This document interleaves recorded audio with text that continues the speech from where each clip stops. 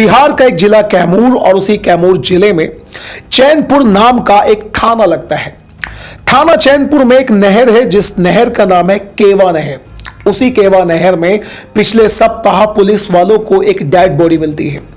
जब पुलिस वालों ने उस डेड बॉडी की शिनाख्त करी, उसे पहचानने की कोशिश करी तो पता चला कि वो डेड बॉडी शिवराम नाम के एक व्यक्ति की है जो पेशे से एक ऑटो ड्राइवर था। पुलिस वाले कैसे भी करके उसकी पत्नी के पास तक पहुंच जाते हैं। उसकी पत्नी गिड़गिड़ा रही थी, रो रही थी। वो अपने आप को किसी भी तरह से संभाल नहीं पा रही थी। आखिर उसके पति की मौत जो हो चुकी थी। अब पुलिस वाले उससे पूछताछ करना चाहते थे और पुलिस वालों की पूछताछ में वो एक नाम लेती है और वो नाम था मंजू देवी का। यानी वो बताती है कि मेरे पति पिछले कुछ दिनों से मंजू देवी नाम की एक औरत से बातचीत किया करते थे। अब मंजू देवी का नाम सुनते ही पुलिस वालों की शक की सुई सीधा सीधा मंजू देवी नाम की इस औरत तक पहुंच जाती है।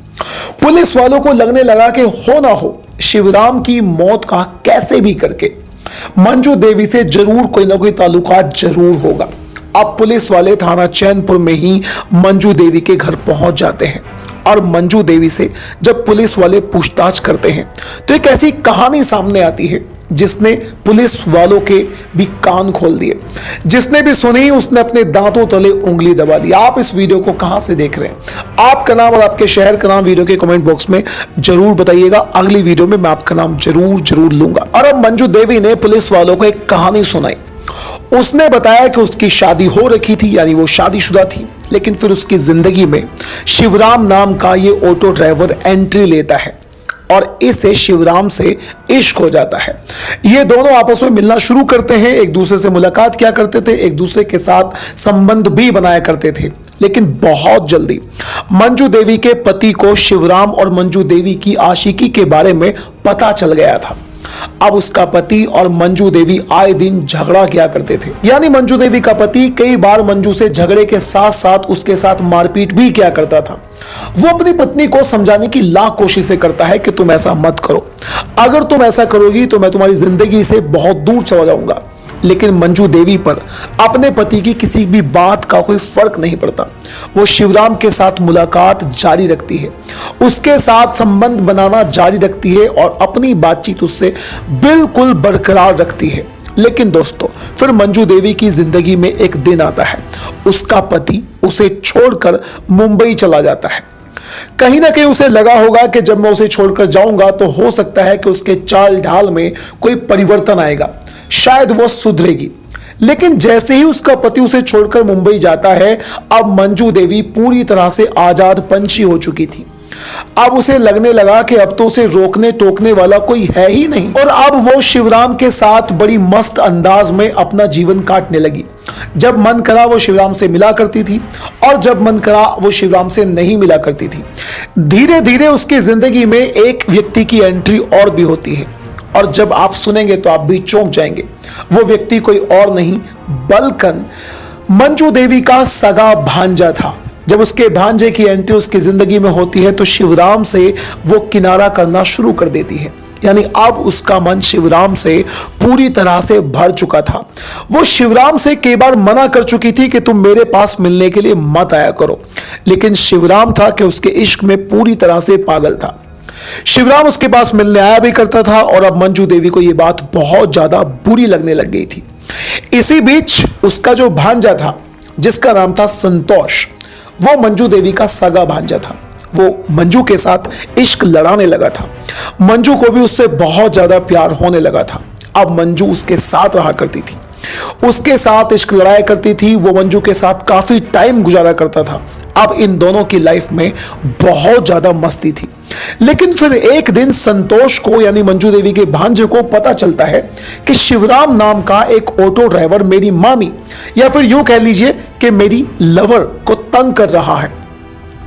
बस अब उसके दिमाग में ख्याल आता है कि कैसे भी करके शिवराम नाम के उस व्यक्ति को, उस रोड़े को अपनी इस मोहब्बत के बीच में से हटाना है। और बस अब अपनी प्लानिंग के हिसाब से मंजू देवी और उसके भांजे संतोष ने विपिन नाम के एक अपने दोस्त को, यानी संतोष ने विपिन नाम के अपने एक दोस्त को 25,000 रुपए की सुपारी दे डाली शिवराम को मारने के लिए। अब विपिन ने इस प्लानिंग में अपने साथ में अपने 3 और भी दोस्तों को जोड़ा और बस अपनी प्लानिंग के हिसाब से एक दिन देवरजी नाम की जगह पर जाने के लिए शिवराम के ऑटो को इन लोगों ने हायर किया। यानी उसके ऑटो को लेकर वो उससे बोलते हैं कि हमें देवरजी नाम की जगह पर जाना है और तुम हमें वहां लेकर चलो। उन्होंने उसके ऑटो को हायर करने का यानी उसके साथ जाने का या यूं कह लीजिए कि उसके कत्ल करने का जो समय चुना था वो रात का चुना था। जब वो उसे देवरजी की तरफ लेकर जा रहे थे और जैसे ही सुनसान इलाका आता है उस इलाके में आकर इन लोगों ने उस पर हमला कर दिया। उसके ऊपर चाकुओं से ताबड़तोड़ हमला किया जाता है और जब उन्हें लगता है कि उसकी मौत हो चुकी है वो उसकी डेड बॉडी को उठाकर पास में ही एक नहर में डालकर वहां से भाग जाते हैं। अब संतोष अपनी मामी मंजू देवी को लेकर वहां से नागपुर चला जाता है। कहीं ना कहीं उसके दिमाग में बात यह चल रही थी कि जब यह मामला पूरी तरह से ठंडा हो जाएगा, यानी जब इसकी मौत को, इसकी डेड बॉडी को यहाँ के लोग भूल जाएंगे, फिर मैं कैसे भी करके बस अपने गांव में दोबारा आराम से वापस आ जाऊंगा। वो नागपुर में घूमता है, यानी मंजू देवी का पति महाराष्ट्र के ही मुंबई में था और मंजू अपने आशिक या फिर यूं कह लीजिए अपने भांजे के साथ में नागपुर में घूम रही थी। उसके दोनों लवर यानी पति भी और लवर भी नागपुर में घूम रहे थे, यानी महाराष्ट्र के अलग अलग शहरों में घूम रहे थे। और बस ऐसे ही समय बीतता चला जाता है। कुछ समय निकलने के बाद ये दोनों नागपुर से वापस अपने गांव में आ जाते हैं। लेकिन दोस्तों पुलिस वालों को इनके बारे में पता कैसे चला? जब पुलिस वालों को मंजू देवी की कहानी के बारे में पता चला, मंजू देवी के बारे में पता चला कि मंजू देवी का शिवराम से अफेयर था, तो उन्होंने मंजू देवी के गांव के आसपास कुछ पुलिस वालों को सादी वर्दी में तैनात कर दिया था। और जैसे ही मंजू देवी अपने आशिक या अपने भांजे संतोष के साथ अपने गांव में वापस आती है तो वो पुलिस वाले तुरंत पुलिस को इन्फॉर्म कर देते हैं और बस पुलिस उन दोनों को धर दबोचती है और उसके बाद में उनसे सख्ती की जाती है और वो तोते की तरह अपनी सारी बातों को एक एक करके उगल देते हैं। अब दोस्तों इस इश्क की वजह से, यानी यहां पर मंजू देवी की आप कह लीजिए कि उसकी आशिकी की वजह से संतोष पूरी तरह से फंस चुका है। वो जेल में जाएगा और उसका जो आशिक था शिवराम, उसकी मौत हो चुकी है। मंजू देवी को भी जेल में ही जाना पड़ेगा। और अगर बात करें मंजू देवी के पति के बारे में तो उसकी भी जिंदगी पूरी तरह से तबाही है। और दोस्तों संतोष का जो फ्रेंड था, यानी जिसका नाम था विपिन, वो पहले भी शराब की तस्करी में कई तरह से जेल में जा चुका है।